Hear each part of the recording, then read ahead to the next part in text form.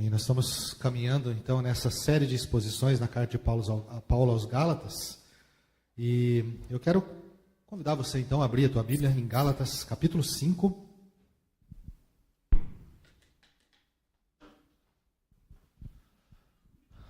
Gálatas, capítulo 5. Hoje a gente finaliza o capítulo 5 de Gálatas.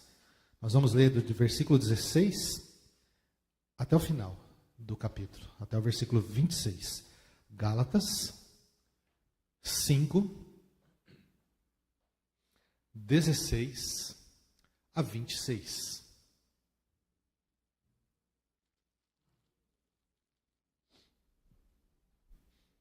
A palavra do Senhor diz assim: digo, porém, andai no Espírito e jamais satisfareis a concupiscência da carne.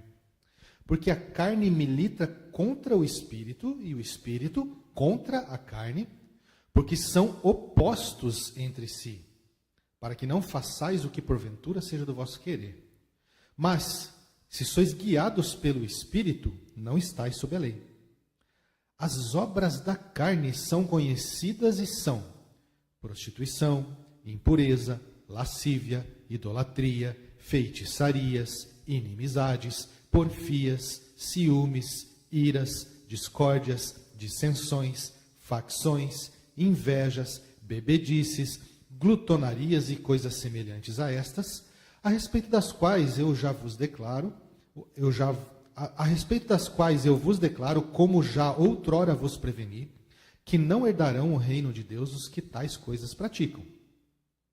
Mas o fruto do Espírito é amor, alegria, paz, longanimidade, benignidade, bondade, fidelidade, mansidão, domínio próprio. Contra estas coisas não há lei. E os que são de Cristo Jesus crucificaram a carne com as suas paixões e concupiscências. Se vivemos no Espírito, andemos também no Espírito. Não nos deixemos possuir de vanglória, provocando uns aos outros, tendo inveja uns dos outros. Senhor, a Tua palavra está exposta e é claro que a gente não vai entender nada se o Senhor não explicar para a gente. E é por isso que eu peço ao Senhor que, em nome de Jesus, tire da nossa mente, do nosso coração, qualquer coisa que possa nos distrair, mas que a gente esteja atento à Tua voz. Teu Espírito Santo venha iluminar a nossa mente, abrir os nossos olhos para a gente poder aprender, abrir os nossos ouvidos para a gente ouvir a Tua mensagem. Que somente Jesus Cristo seja visto e ouvido nesse lugar hoje. É em nome dele que nós oramos. Amém. Meus irmãos, alguns de vocês já assistiram à trilogia O Senhor dos Anéis. Eu tenho um problema que quando eu vou fazer ilustração, eu só faço ilustração de 25 anos atrás, né? Mas para quem não assistiu, Senhor dos Anéis, ele é uma série de filmes extensos que contam uma história de fantasia. Essa história conta uma história fantasiosa do mundo. Então, existem várias raças nessa história que habitam o mundo. São elfos, orcs, hobbits, anões, homens e por aí vai. E um ponto central dessa história é que existe um anel que ele possui, ele é permeado de um poder maligno e ele causa uma influência maligna sobre aqueles que carregam esse anel.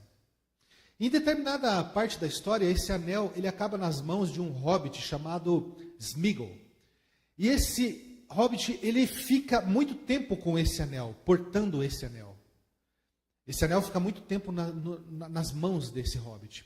E essa influência maligna desse anel vai transformando esse hobbit a ponto dele se tornar uma outra criatura conhecida como Gollum.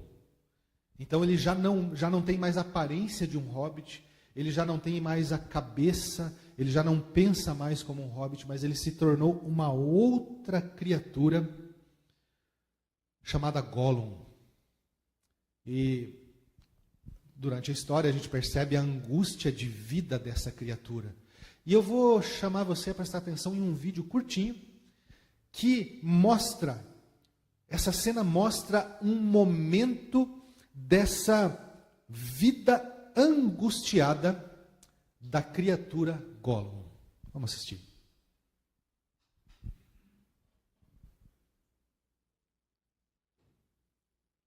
Precisa do precioso. Eles roubaram ele da gente. Malditos hobbits pequeninos, malvados, mentirosos, falsos. Não, mestre. Sim, o precioso, falso. Eles vão enganar você, machucar você, mentir.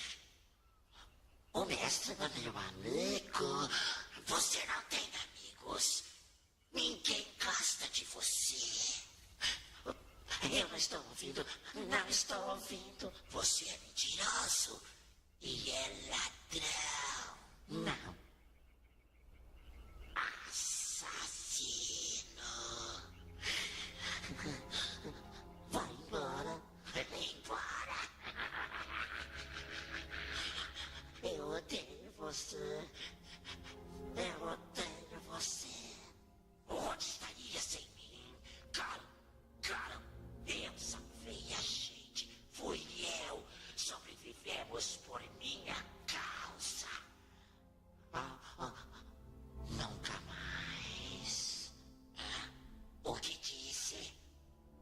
O mestre cuida de nós. Não precisamos de você. O quê? Vá embora e nunca mais volte. Não, vá embora e nunca mais volte.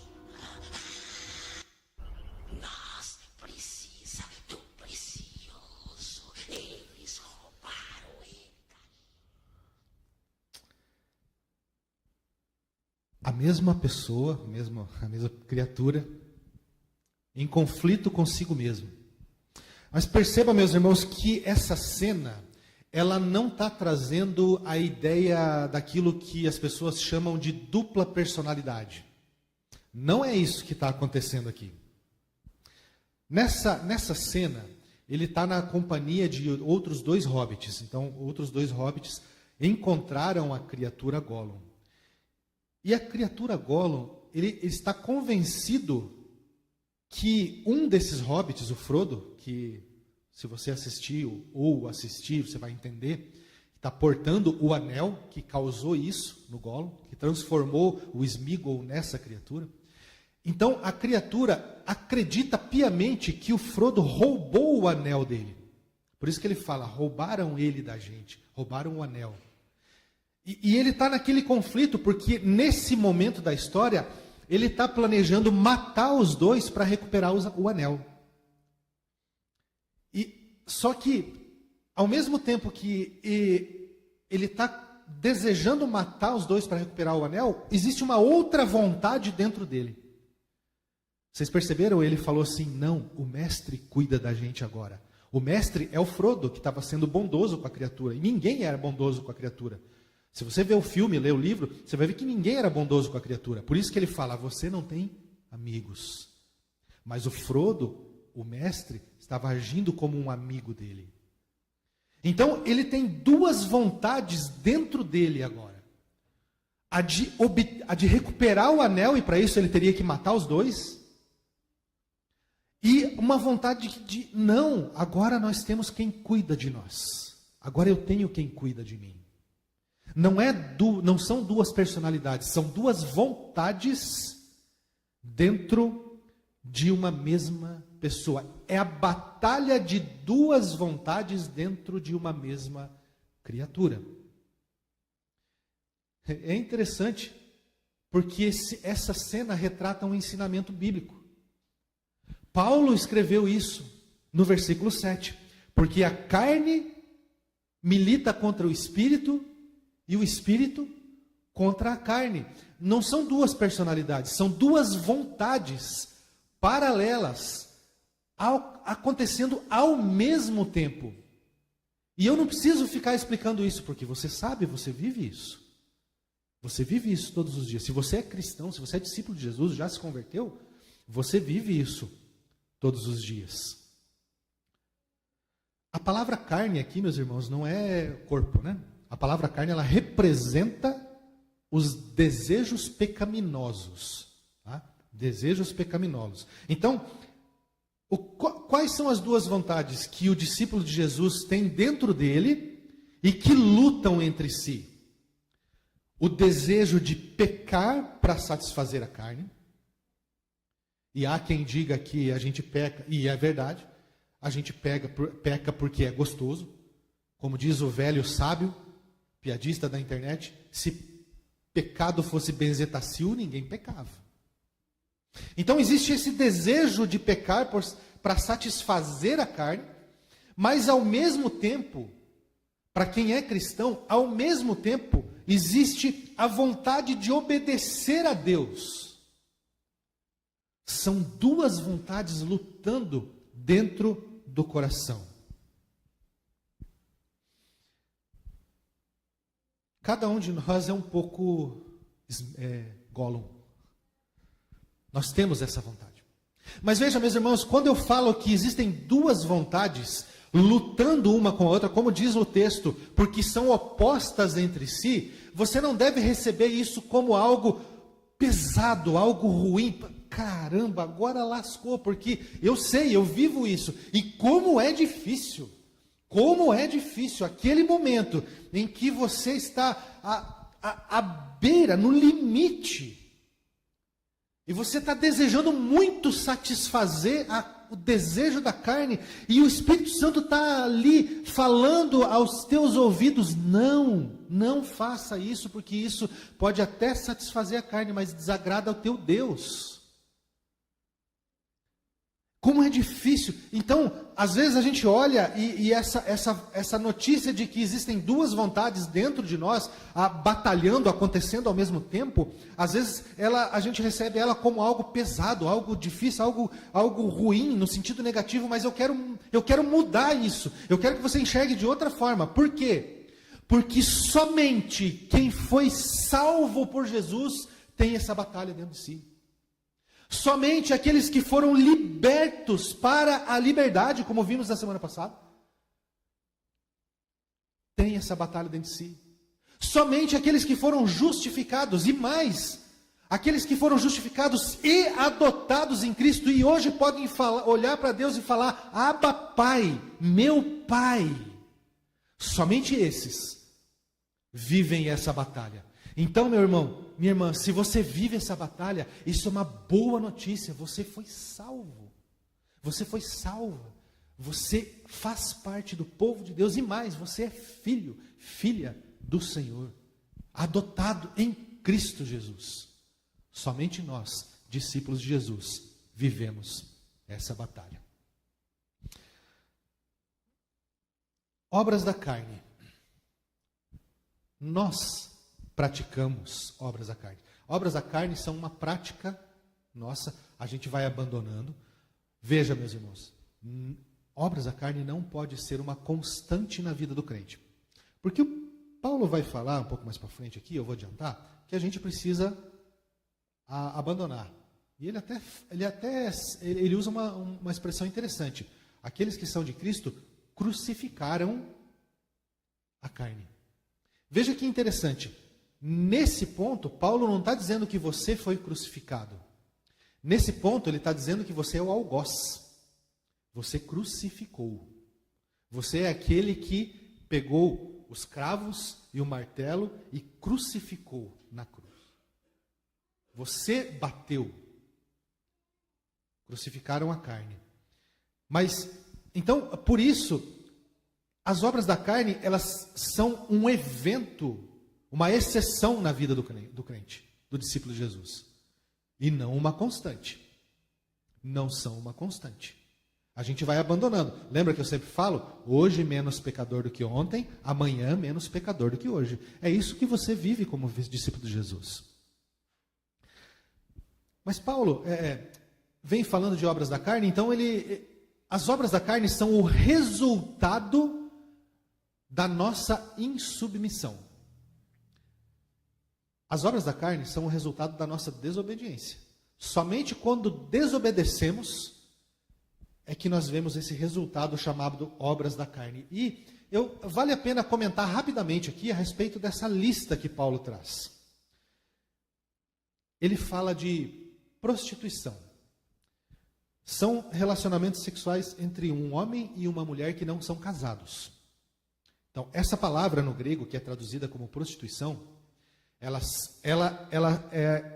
está voltada ao relacionamento entre um homem e uma mulher que não são casadas. Então, um homem ou uma mulher que adultera, pratica relacionamento fora do casamento, ou antes, namorados, noivos.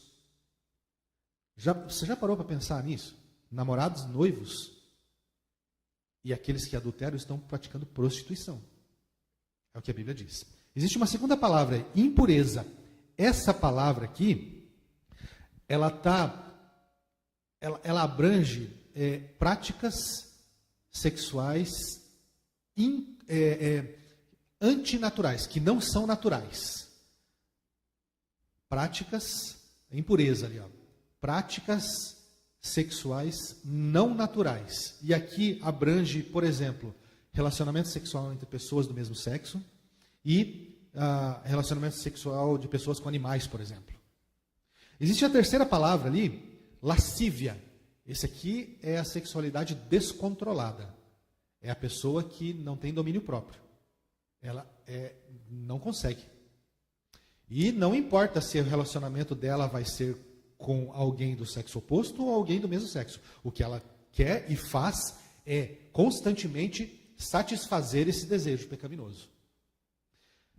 Depois, vem ali idolatria e feitiçarias. Abrangem a vida religiosa, adoração e culto.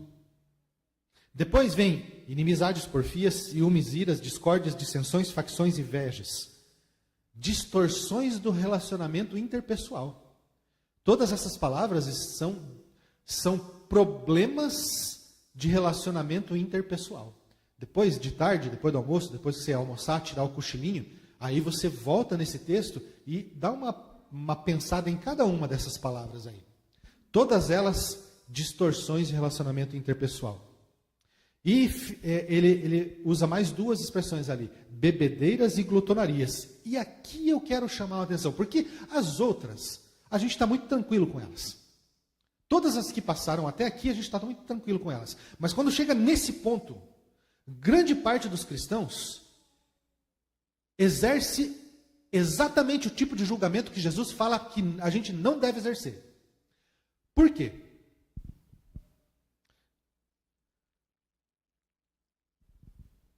São crentes que, se enxergarem um outro crente consumindo bebida alcoólica, uma taça de vinho, um copo de cerveja, por exemplo, vão ficar escandalizadíssimos, onde já depois diz que é crente, mesmo que a pessoa esteja consumindo com toda a moderação. E eu não vou entrar aqui no mérito do pode ou não pode, do é adequado ou não é, e nem estou fazendo apologia ao consumo de bebida alcoólica, tá?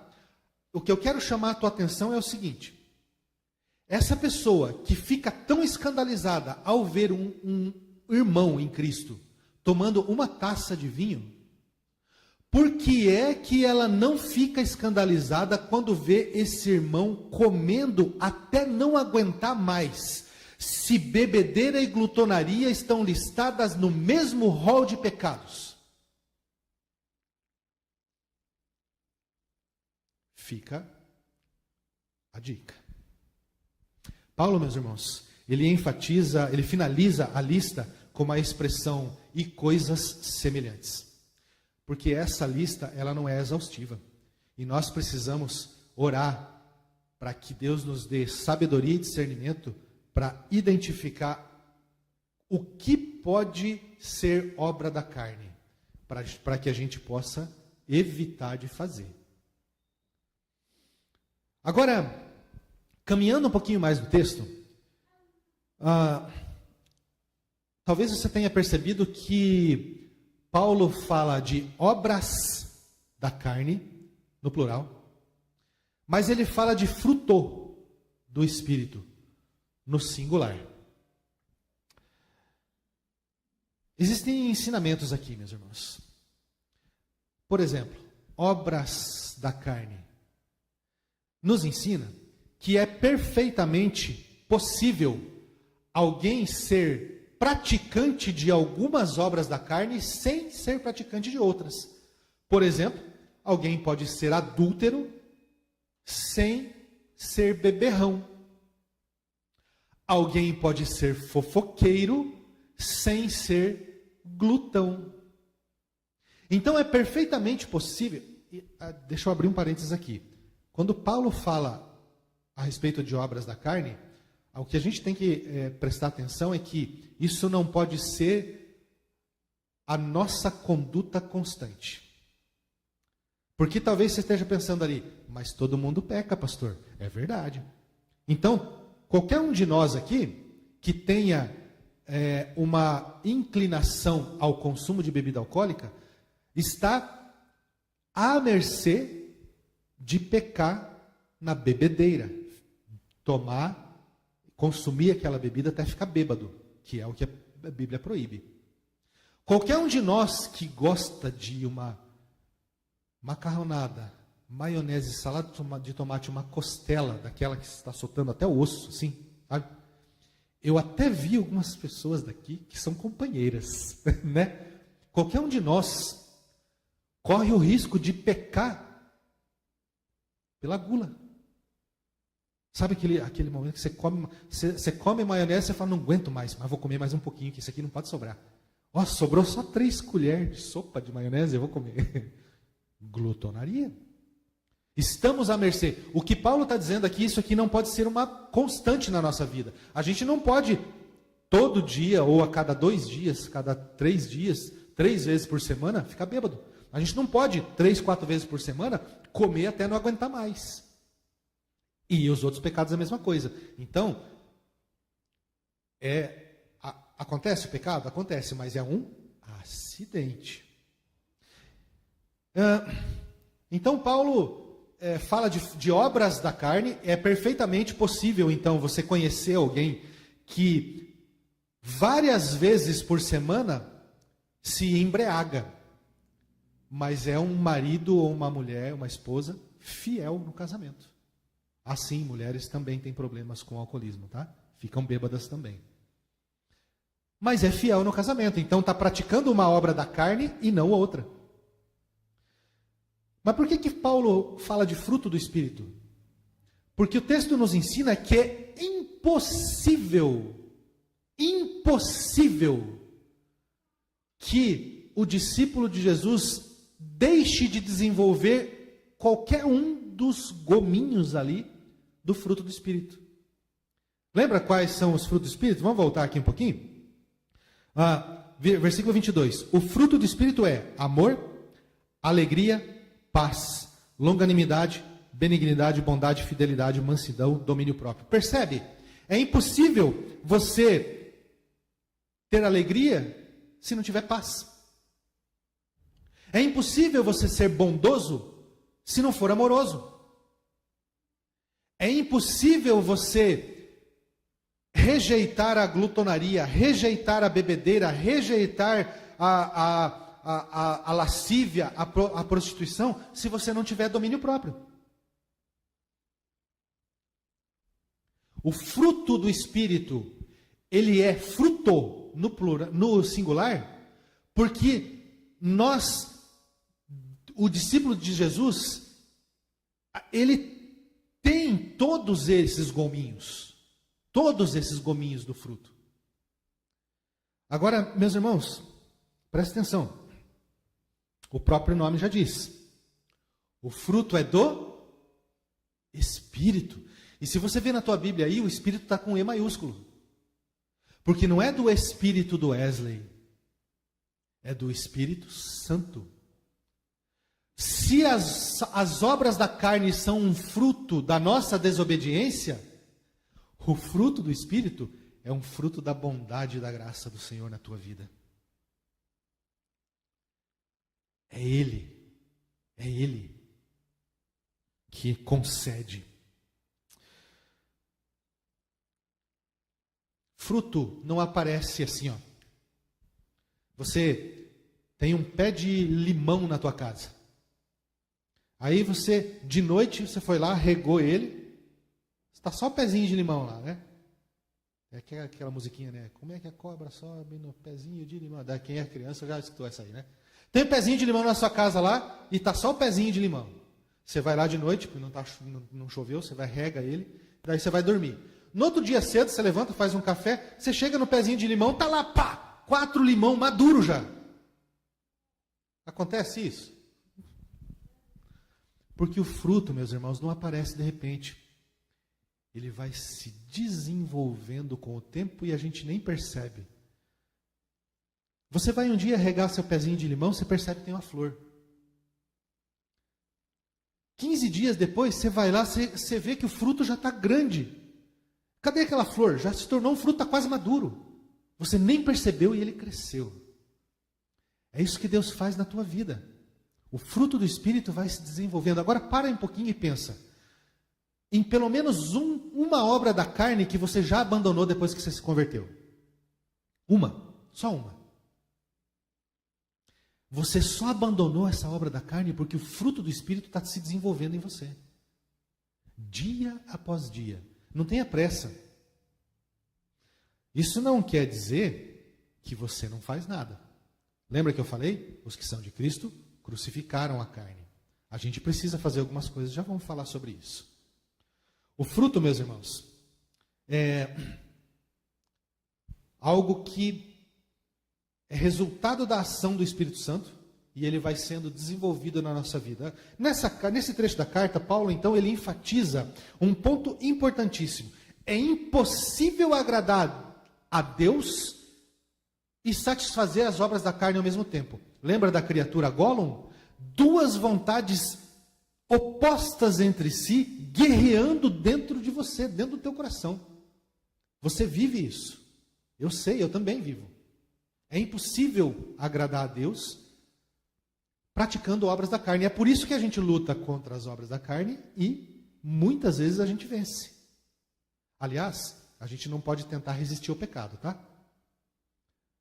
A palavra de Deus diz assim: sujeitai-vos a Deus e resisti ao... Tiago 4,7.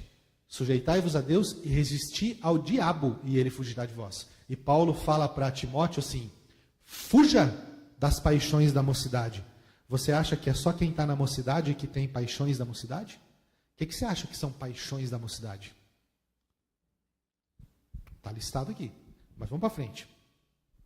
As obras da carne, então, são um fruto da nossa desobediência. E o fruto do Espírito, o resultado da graça de Deus na nossa vida. E isso é motivo de esperança. Se você luta, é porque você é filho de Deus. Jesus veio, nasceu, viveu, morreu, ressuscitou e prometeu que vai voltar para te buscar.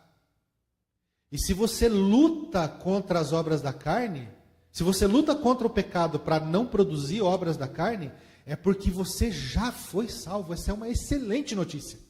É esperança para mim e para você. E não é esperança de, igual aquela de jogar na Mega Sena, né? Joguei, tenho esperança que eu vou ganhar. Mas você sabe que é mais probabilidade de cair um raio em cima de você é maior do que você ganhar na Mega Sena. Essa esperança que a Bíblia diz é aquela descrita em Hebreus. A certeza daquilo que a gente não vê. Então, a esperança que temos é que vamos viver eternamente com Jesus, certo? Essa esperança não é um talvez, é uma certeza. A gente só está esperando o momento que vai acontecer. É isso que você tem que ter em mente. Jesus já fez o trabalho todo. Deu de graça a salvação. Agora, a gente só está esperando o momento que a gente vai estar com Ele, livre de toda essa tentação de pecado, de toda a tristeza, de toda a doença. A gente vai estar livre de tudo isso. Talvez esteja se perguntando assim, abandonar as obras da carne. Entendi. Como? Aí, a chave para isso está no versículo 16. Olha só. Vivam no Espírito e vocês jamais satisfarão as vontades e os desejos da carne. Como é que nós vamos abandonar as obras da carne? Só viver no Espírito. Pronto. Meus irmãos, Deus abençoe. Foi bom estar com vocês aqui. Vamos para casa almoçar. Só espero impetrar a bênção. E agora você já sabe. É só viver no Espírito. Simples, fácil, rápido e prático. Só que não. A próxima pergunta que você deve estar se fazendo é como? O que é esse negócio de viver no Espírito? De ser orientado, conduzido no Espírito? Como que eu faço? Pastor, eu já me esforcei tanto para viver no Espírito, mas eu não consigo. Deixa eu falar um negócio para você. Esquece, abandona essa ideia. Você não vai conseguir nunca. Nunca. Eu também não consigo. Não adianta se esforçar. É só receber. Deus derrama graça sobre nós. Quando a gente fez a série em Efésios, nós lemos um texto que Paulo escreveu, e lá em Efésios ele diz assim, que Deus derrama sobre nós o mesmo poder que ele exerceu em Cristo Jesus, ressuscitando-o dentre os mortos e elevando ele ao céu. É pouco esse poder? É o mesmo poder, gente. O mesmo poder que Deus Pai exerceu sobre Cristo e ressuscitou dentre os mortos. É o que Ele derrama sobre mim e sobre você para que a gente consiga viver em santidade. Porque Ele sabe que pela nossa própria força a gente não consegue. Então é só tomar posse desse poder. Ele está à tua disposição, está à minha disposição. Mas aí vem uma outra pergunta. Como é que eu tomo posse desse poder? Bom, você precisa sair do banco do motorista. Esse não é o teu lugar. Quem dirige o carro não é você.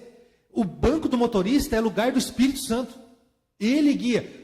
Como é, pastor, que eu saio do banco do carro do motorista? Porque eu não sei como é que eu faço para sair daqui. Tem até um cinto me segurando, eu não sei nem se soltar esse cinto. O que eu faço? Eu vou dar algumas ideias aqui, porque a gente tem responsabilidade de fazer algumas coisas e eu fecho com essas ideias.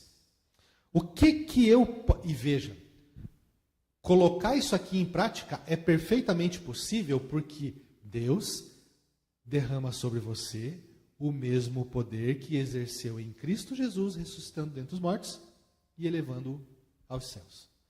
O que você pode fazer? Fácil. Melzinho na chupeta, mamão com açúcar, para viver guiado pelo Espírito. Para sair do banco do motorista, deixar o Espírito Santo dirigir a tua vida. Viver no Espírito. Olha só. Primeiro, reconheça que você não consegue. Romanos 7,18. Porque eu não faço o bem que eu quero, mas o mal que eu quero, esse eu faço. Oh, miséria essa nossa vida, né? E eu posso falar miséria assim porque Paulo falou um pouco mais para frente. Miserável homem que sou, quem vai me livrar do corpo dessa morte? É linguagem bíblica, né? Então, primeira coisa, reconheça que você não consegue. Por isso que eu falei, nem tenta. Abandona essa ideia aí. Segundo, ore por sabedoria. Tiago 1,5. Se, porém, algum de vocês necessita de sabedoria, peça a Deus. E Deus a todos dá com generosidade, sem reprovações. E será concedido. Peça sabedoria. Terceiro, alimente-se da palavra. Salmo 119:11. Guarda a tua palavra no coração. Para quê? Para não pecar contra ti, para não praticar obras da carne.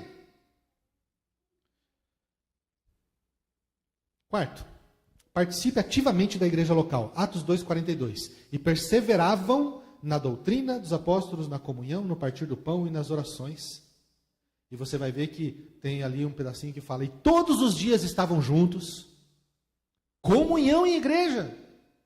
Se faltar isso, meu irmão, minha irmã, você vai estar à mercê de praticar obras da carne. Um teólogo, grande teólogo, recente, não faz muito tempo aí, século passado, Herman Bavinck, ele escreveu uma frase que eu achei muito interessante.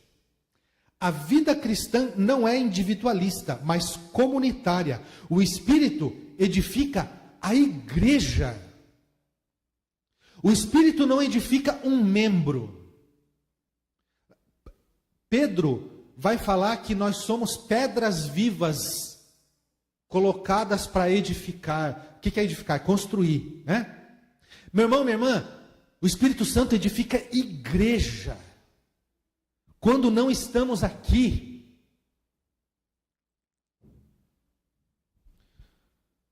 mortifique os desejos da carne, Romanos 8,13. Porque se vocês viverem segundo a carne, caminharão para a morte. Mas se pelo Espírito, olha, é a mesma coisa que ele está falando para os Gálatas. Se vocês viverem se pelo Espírito vocês mortificarem os feitos do corpo, certamente viverão. É a mesma linguagem. Vivam no Espírito e jamais satisfarão os desejos da carne. E dependa totalmente de Jesus. Se o primeiro é reconheça que você não consegue, o último é dependa totalmente de Jesus. João 15,15. Eu sou a videira, vocês são os ramos.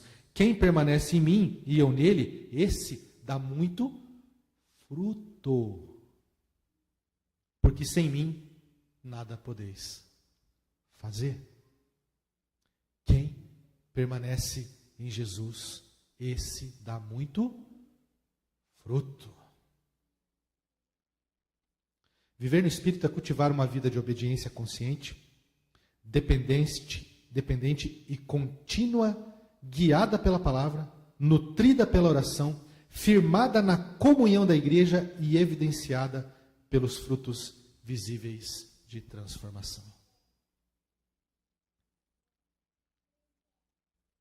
Deixa Deus fazer. Eu não gosto de usar essa palavra deixa, né? Porque parece que a gente tem que permitir, né? Mas eu vou usar ela e vocês entendem a limitação que ela traz, mas ela serve. Deixa Deus agir. Faz essas coisas aqui, essa lista que eu trouxe aqui para você ver fruto do Espírito se desenvolvendo na tua vida, ela não é exaustiva, mas pratica na força de Deus para você ver o fruto do Espírito desenvolvendo na tua vida. Reconheça que você não consegue, ore por sabedoria, alimente-se da palavra, participe ativamente da igreja, mortifique os desejos da carne e dependa totalmente de Jesus. Vamos orar mais uma vez? Senhor, nós somos gratos ao Senhor pela tua palavra, porque nós aprendemos, porque é uma esperança, essa esperança que é certeza. A gente só está esperando o momento que vai acontecer. A gente sabe que vai, a gente só está aqui olhando e aguardando a hora que vai acontecer. Nós já percebemos na nossa vida, Senhor, que vários aspectos dessa esperança já aconteceram. Quantas são as obras da carne que a gente já abandonou? E a gente agora quer continuar vivendo no Espírito. Nos ajuda, Senhor, a sair do banco do motorista.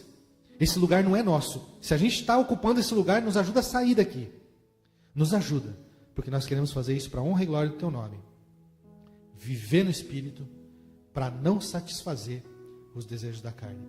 Que essa mensagem fique gravada na nossa mente, desça ao nosso coração e transforme a nossa vida. Nós oramos em nome de Jesus. Amém. Meus irmãos, eu vou convidar vocês a ficar de pé. A gente vai encerrar com a oração do Pai Nosso, depois a bênção. E em seguida eu peço que vocês sentem por mais um instante. Eu dou os avisos e daí a gente vai para casa almoçar. Tá bom? Vamos orar? Oração do Pai Nosso, todos juntos? Pai nosso que estais nos céus, santificado seja o teu nome, venha o teu reino, seja feita a tua vontade, assim na terra como nos céus. O pão nosso de cada dia nos dai hoje, perdoa as nossas dívidas, assim como nós perdoamos os nossos devedores. Não nos deixe cair em tentação, mas livre-nos do mal. Pois teu é o reino, o poder e a glória para sempre. Amém. E que a graça do nosso Senhor Jesus Cristo, o amor de Deus o Pai, a comunhão, os ensinos e o conforto do Espírito Santo, a direção do Espírito Santo, sejam sobre vocês, em nome do Pai, do Filho e do Espírito Santo. Amém.